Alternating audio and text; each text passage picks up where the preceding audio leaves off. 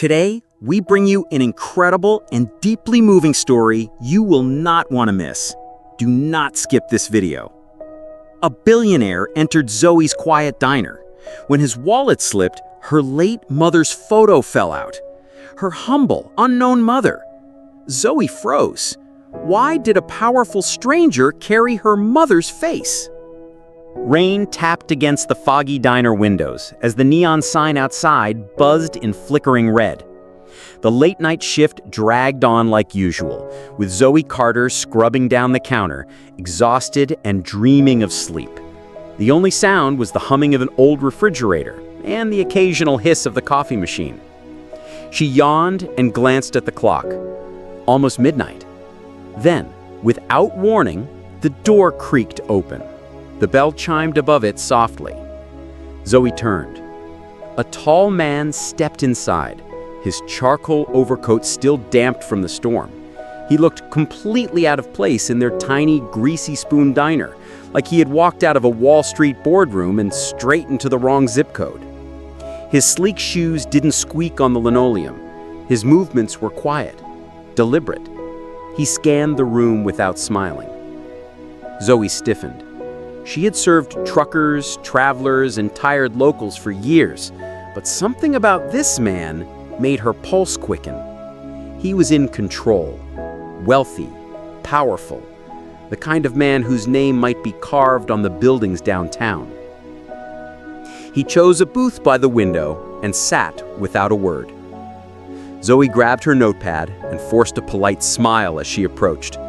"Good evening. What can I get for you?" "Black coffee," he said, still not meeting her eyes. "Coming right up," she replied, jotting it down. When she returned with the steaming mug, he slid a crisp $100 bill across the table before she could even speak. "Keep the change," he murmured. Zoe's eyebrows lifted. That was more than her last 3 tips combined. Before she could thank him, he reached into his inside coat pocket, pulling out a black leather wallet. And then it happened. A small, worn photograph slipped out. It drifted to the floor like a feather, landing face up. Zoe bent down instinctively to pick it up, then stopped cold. She stared at the image, her fingers trembling. It was her mother, younger, smiling gently. Her hair tied back the same way she always wore it, the same picture that had sat inside their old photo album since Zoe was a child. Her knees weakened. Her heart pounded. She looked up at the man, stunned. "Where did you get this?" His eyes met hers, sharp, calculating, suddenly alert. "That's my mother," she said again, firmer. "Why do you have this photo?" He paused. Something changed in his eyes, just for a second. Then he reached across the table and said flatly, "You must be mistaken." But Zoe did not move. "I'm not. That photo is from our house. She kept it in a velvet box. It's her, Evelyn Carter. That's my mother." Without flinching, the man took the photo, tucked it back into his wallet, and stood up. "I do not owe you an explanation," he said, tightening his coat. He turned and walked toward the exit. Zoe's breath caught. No, he could not just walk away. "Wait!" she called, rushing around the counter. "Please, just tell me, how do you know her?" He stopped, one hand on the door, his back to her. She stepped closer. For a moment, he hesitated. Then coldly, without turning around, he said 2 words. "Forget this." And with that, he pushed open the door and disappeared into the stormy night.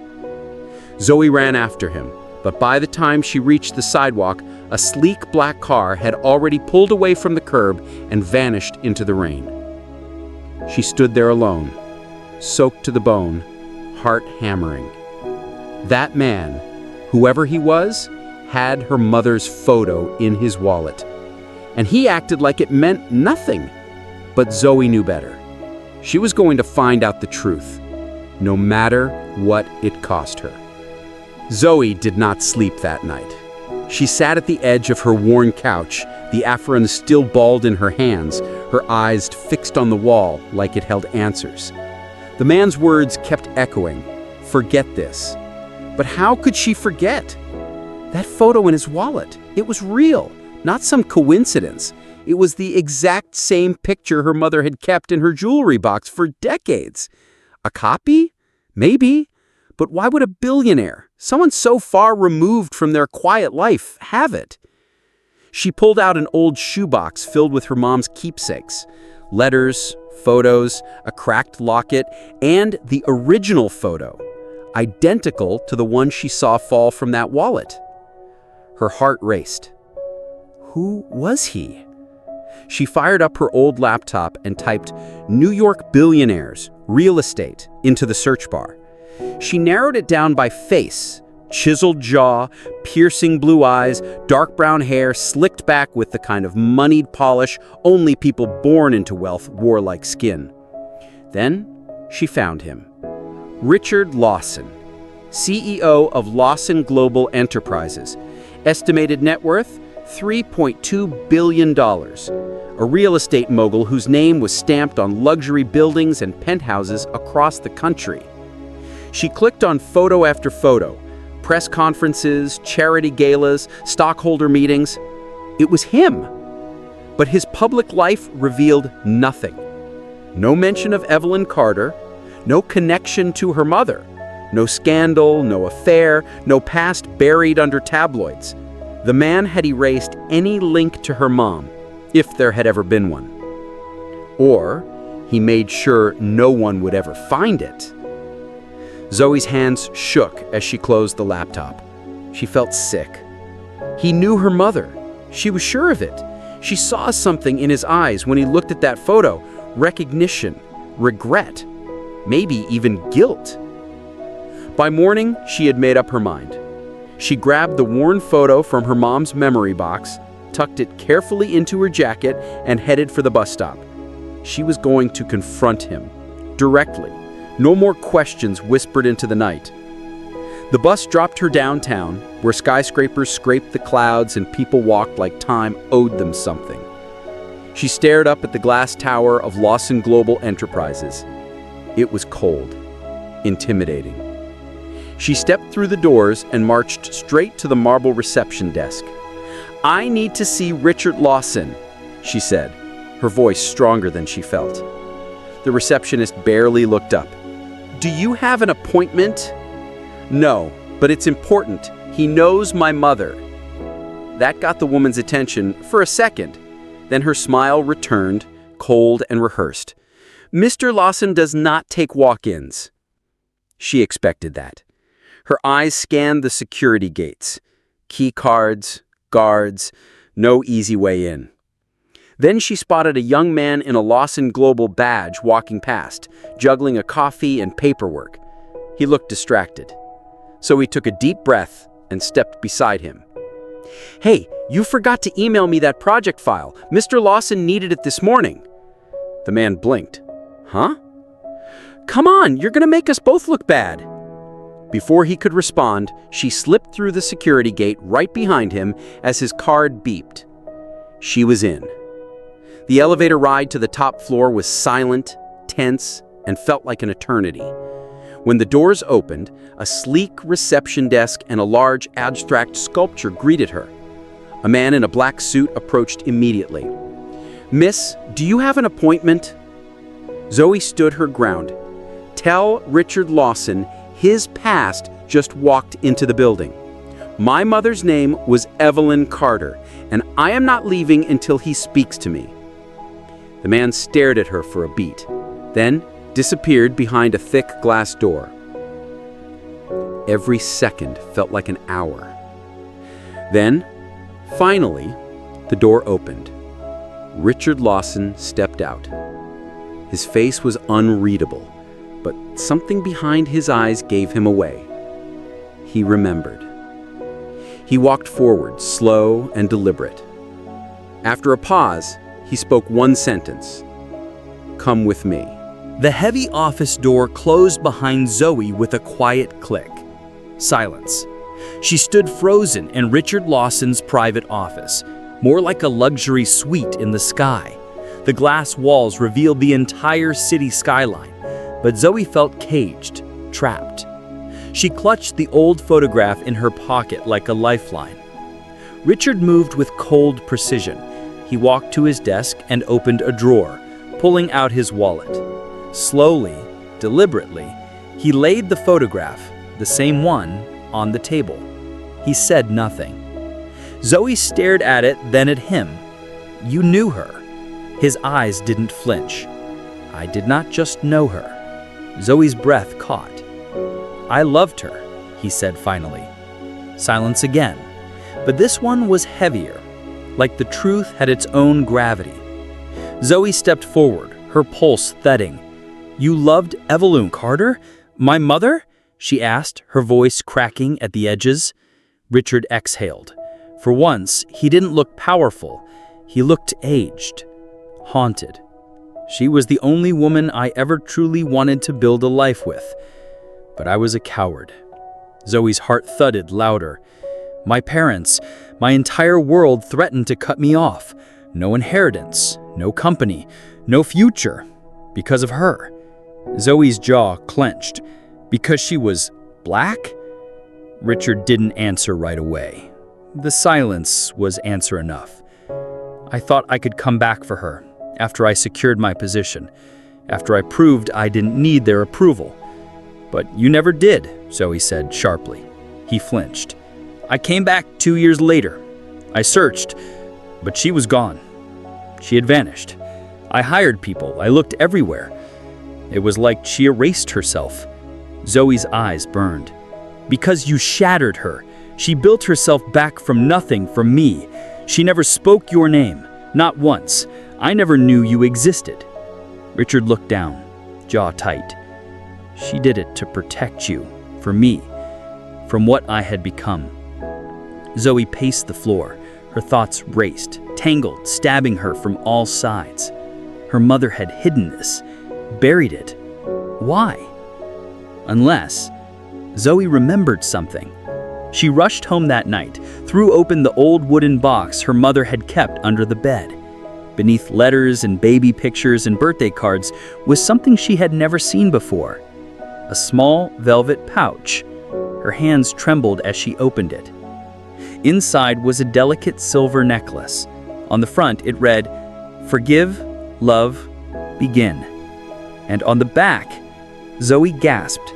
A tiny faded photo. Him. A younger Richard Lawson. Her fingers closed around the pendant as her eyes landed on a folded note written in her mother's handwriting. This belonged to your father. I kept it for you. One day you'll understand. Zoe staggered back, the words echoing in her chest. Her father. The truth hit her like a wave, drowning her in emotion. The billionaire who walked into her diner? The man who dropped the photograph? The one who said he loved Evelyn Carter was her father. The next morning, Zoe returned to Lawson Global Enterprises, not as a waitress, but as a storm. She marched through the front doors, heart racing, necklace clenched in her fist. I need to see Richard Lawson, she said, her voice cold and steady. The receptionist began to wave her off. Zoe slammed the pendant on the marble counter. Tell him his daughter is here. Gasps, phone calls. Security began to close in, but they stopped in their tracks when a deep voice echoed across the lobby. Let her in. Richard stood there, still, waiting. Zoe walked past the guards through the silence, straight into the office. No hesitation this time. She placed the necklace on his desk and said, "Explain this." He stared at it. His hand hovered above it, but never touched it. His face crumbled, eyes red, lips trembling. She kept it, he whispered. She kept me. Zoe's voice cracked. She left it for me, so I would know. She never told me your name. But this, she looked up, shaking with rage and grief. This told me everything. Richard's eyes brimmed with tears. I did not know, he said. If I had known she was pregnant, if I had known about you. Zoe stepped back, chest heaving. But you didn't know because you left. You chose money. You chose power." His voice broke. "I searched for her, Zoe. I swear on everything." But she was gone. Zoe felt like the ground beneath her was splitting. The truth was finally here, and it hurt more than all the questions. Her voice trembled. "She thought she was protecting me, but was she? Or did she rob me of knowing you? Of knowing the truth?" Richard sat in stunned silence. The necklace gleamed softly on his desk, a relic of a life he had left behind. Or he thought he had. Zoe stood across from him, arms folded tightly, breathing hard. Everything in her life had changed in 48 hours. Her mother was gone, her identity was fractured, and the man before her, the billionaire, the ghost, was her father. And he had no idea who she was. "I did not know," he repeated, as if saying it enough would soften the truth. Zoe's eyes shimmered, but she did. She knew everything and said nothing. Why? Richard stared out the window, his voice low and raw. "Because she did not want you to carry the weight of my choice. I hurt her, Zoe. I broke her heart, and she protected yours." Zoe's hands trembled. Her mother never spoke your name, never shown anger, but now Zoe could see the heartbreak in her mother's quiet strength, the loneliness she masked behind kind eyes and worn aprons. "I needed to know. I needed answers, and now I have them, but I do not know what to do with them." Richard walked slowly around the desk, not invading, but closer. His voice dropped. "I cannot erase what I did. I cannot rewrite the years I abandoned. But if you'll let me, I can show up now. I can be something. Anything you need. Not Richard Lawson, just the man who missed out on the most important thing in his life." Zoe looked at him for a long, painful moment. Her chest rose and fell, breath heavy, heart torn. She opened her hand, the pendant still warm in her palm. "Forgive, love, begin," she read aloud. "She engraved this. For me, not for you, so I would decide for myself." Richard nodded slowly. "Then whatever you decide, I will respect it." The office fell silent. Only the hum of the city below buzzed through the glass. Zoe turned to leave, but this time she did not storm out. She walked calmly, quietly, her steps strong. At the door she paused. She did not look back. "I'm not calling you Dad," she said. "Not yet. Maybe never." Richard's breath caught. "But I'm not slamming the door shut either." He blinked, lips parting. "You want to know me?" she continued. "Then you start over, like everyone else. And you show me, not with words, but with time." Then she was gone. That night, Zoe stood by her kitchen window staring at the rain on the glass. The necklace lay on the table beside her, the note still folded next to it. She picked it up again. "This belonged to your father. I kept it for you. One day, you'll understand." Zoe wiped a tear away. Now she did. Her mother had not lied. She had protected her in the only way she knew. But in doing so, she had left Zoe with a choice, to carry on the silence or to break it.